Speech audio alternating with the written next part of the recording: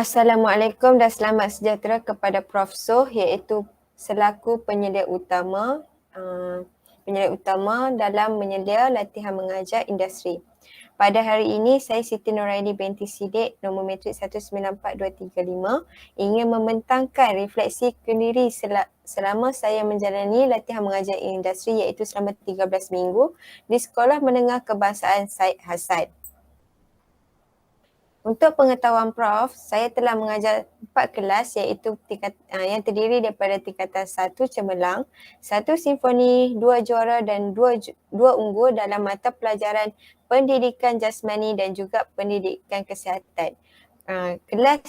Sesi kelas yang dijalankan secara di atas talian. Untuk aktiviti utama dilaksanakan pengajaran dan pembelajaran. Yang pertama dari segi kaedah pembelajaran.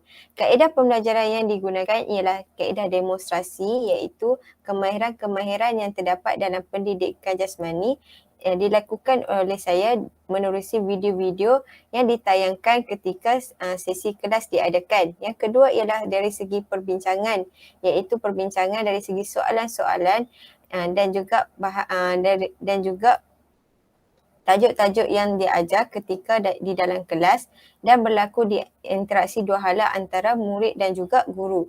Yang ketiga menggunakan student based learning. Student based learning ini saya lebih kepada pendidikan kesihatan iaitu mengemukakan isu-isu yang sering berlaku dan juga dikaitkan dengan sesi pembelajaran. Okey, untuk set induksi yang saya gunakan ialah seperti video, gambar, poster iklan keratan akhbar dan teka-teki. Set induksi yang digunakan dapat membuat murid tertanya-tanya sebelum sesi pengajaran dan pengajaran berlangsung. Untuk media pengajaran pula, saya menggunakan buku teks digital sebagai panduan saya untuk mengajar. Yang kedua, saya menggunakan kaedah Google Meet, WhatsApp dan juga PowerPoint. Dan yang ketiga, sumber-sumber daripada YouTube dan juga TikTok. Dan yang keempat, untuk penilaian saya lebih menggunakan soalan-soalan daripada quizzes, booklet dan juga wall. Okey, sepanjang saya 13 minggu ni juga menyebabkan hubungan guru dan pelajar yang pada awalnya renggang menjadi rapat. Dan yang kedua ialah penerimaan dan kepercayaan ketika saya mengajar. Dan yang ketiga berlaku interaksi dua hala semasa sesi pengajaran dan pembelajaran berlaku. Untuk aktiviti co-curriculum, tiada sebarang aktiviti co-curriculum yang dijalankan secara fizikal. Hal ini disebabkan wabak COVID-19 dan sekolah tidak dibuka. Yang kedua ialah tiada program yang spesifik untuk kelab persatuan dan juga unit beruniform. Dan yang ketiga ialah saya juga terlibat dalam sukan dan permainan iaitu melibatkan diri dalam latihan memantau murid daripada tingkatan 1 sehingga tingkatan 5 pada setiap hari Selasa dan hari Khamis.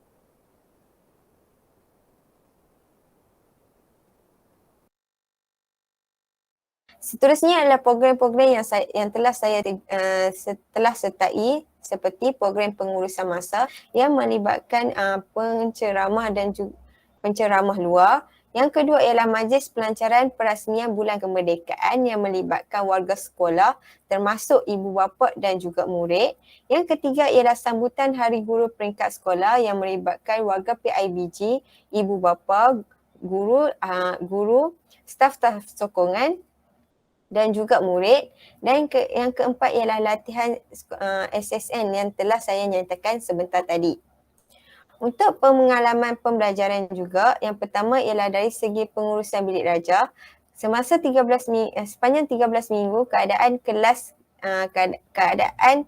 dalam keadaan terkawal kerana mereka sudah beradaptasi dengan rutin pembelajaran yang dijalankan secara atas talian.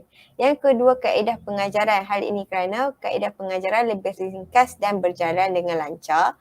Yang keempat, respon pelajar. Hal ini kerana hanya sesetengah sahaja yang memberi respon. Media pengajaran pula saya lebih menggunakan kaedah menonton video dan juga kaedah menggunakan PowerPoint dalam sesi pengajaran. Dan untuk penilaian pula saya menggunakan aplikasi seperti Quizizz, WordWall, Live Worksheet dan juga Bluecurt. Untuk interaksi sosial sepanjang 13 minggu, yang pertama berlaku interaksi sosial bersama guru pembimbing saya dalam merancang pengajaran bersama dan juga berkongsi pengetahuan antara satu sama lain. Yang kedua ialah berlaku interaksi di antara saya dan juga pentadbir sekolah. Hal ini kerana pentadbir sekolah memberi gambaran awal tentang tingkah laku murid-murid sebelum guru pelatih memulakan sesi PDPR. Yang ketiga ialah berlaku interaksi sosial di antara saya dan juga murid. Hal ini kerana terdapat perbincangan dua hala antara guru dan juga murid. Yang keempat ialah interaksi saya bersama guru lain. Hal ini kerana terdapat guru-guru lain memberi pandangan serta kaedah untuk mengendalikan kelas semasa PDPR supaya PDPR yang dijalankan dalam keadaan lebih baik. Dan seterusnya berlaku interaksi sosial di antara saya dan juga rakan-rakan. Hal ini kerana banyak rakan-rakan membantu saya dalam berkongsi idea, pengetahuan dan juga pendapat. Untuk hal-hal lain yang dijalankan oleh pihak sekolah, yang pertama ialah aktiviti yang melibatkan program Gemah Wahyu. Program Gemah Wahyu ini dijalankan pada setiap hari Jumaat pada jam 7.30 pagi sehingga 8.10 pagi. Hal ini, program ini melibatkan ibu bapa, guru-guru dan juga murid seperti bacaan Yasin dan juga bacaan surah-surah ayat Al-Quran dan juga tazkirah ringkas yang menjemput penceramah-penceramah luar. Seterusnya ialah cabaran dan kekangan semasa PDPR. Yang pertama ialah kehadiran pelajar yang tidak memuaskan.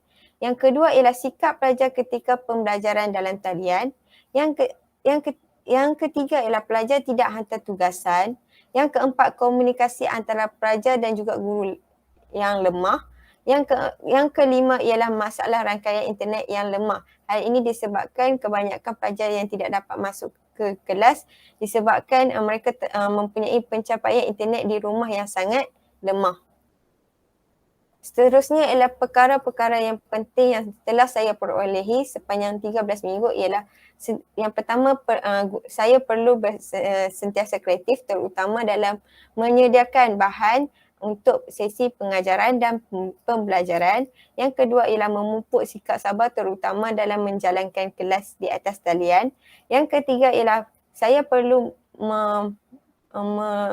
melakukan pengurusan dan perancangan sebelum sesi kelas bermula. Yang keempat, saya perlu meneroka teknologi seperti aplikasi Bluecurt, Quizizz yang merupakan aplikasi yang digunakan untuk pembelajaran abad ke-21. Yang kelima ialah persediaan awal seperti saya perlu melaksanakan rancangan pembelajaran harian sebelum kelas bermula. Untuk cadangan penambahbaikan yang pertama dari segi pengajaran dan pembelajaran, yang pertama ialah persediaan awal seperti rancangan pembelajaran harian. Yang kedua, usaha hubungi ibu bapa sekiranya murid terlalu ramai yang tidak masuk ke kelas di atas talian. Yang ketiga adalah cari aktiviti yang lebih menarik dan bersesuaian dengan kaedah pembelajaran. Yang kedua ialah dari segi aktiviti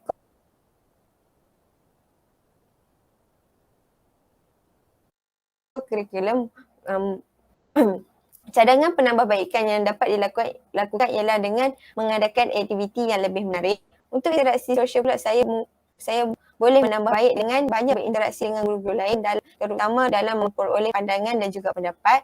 Untuk hal-hal lain, cadangan saya mungkin boleh mengadakan lawatan ringkas hari ini kerana guru-guru pelatih ini tidak mengetahui pelan sekolah sepenuhnya. Okey, secara rumusannya selama 13 minggu ketika saya menjalani latihan mengajar industri ini, yang pertama ialah penting bagi saya untuk membuat rancangan pengajaran harian RPH. Hal ini kerana setiap guru perlu merancang terlebih dahulu rancangan pengajaran harian supaya sesi pengajaran dan pembelajaran dapat dilakukan dengan lebih lancar.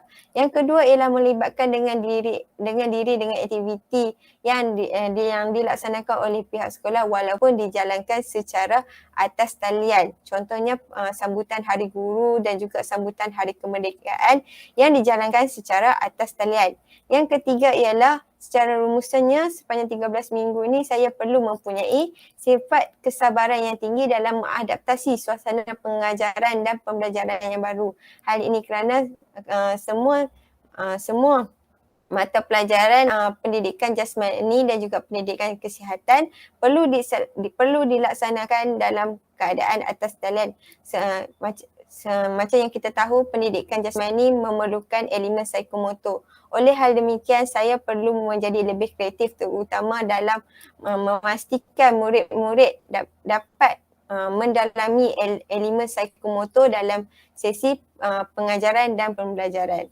Itu sahaja refleksi daripada saya selama 13 minggu. Sekian, terima kasih.